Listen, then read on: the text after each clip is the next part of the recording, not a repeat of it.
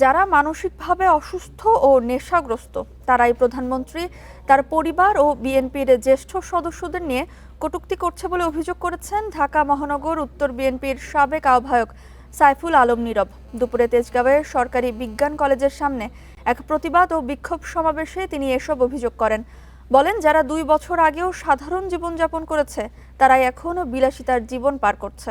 যেভাবে আওয়ামী লীগ স্বাধীনতাকে বিক্রি করেছে, তেমনি এখন বিরোধী দলও জুলাই বিক্রি করছে। যারা এখন হুমকি ধামকি দিচ্ছে তারা এত বছর আওয়ামী লীগের ছায়াতলে ছিল বলেও অভিযোগ করেন তিনি। বলেন, দেশকে অস্থিতিশীল করতে একটি গোষ্ঠী অপপ্রচার চালাচ্ছে।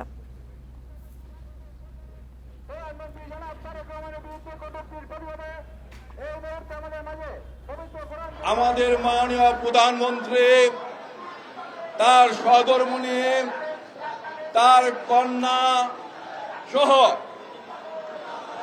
বিএনপি সিনিয়র নেতৃবৃন্দের বিরুদ্ধে কটূক্তি করছেন, বাজে বক্তব্য দিচ্ছেন। যারা এই কাজগুলো করছেন তারা কি সুস্থ কিনা এটা আমাদের প্রশ্ন।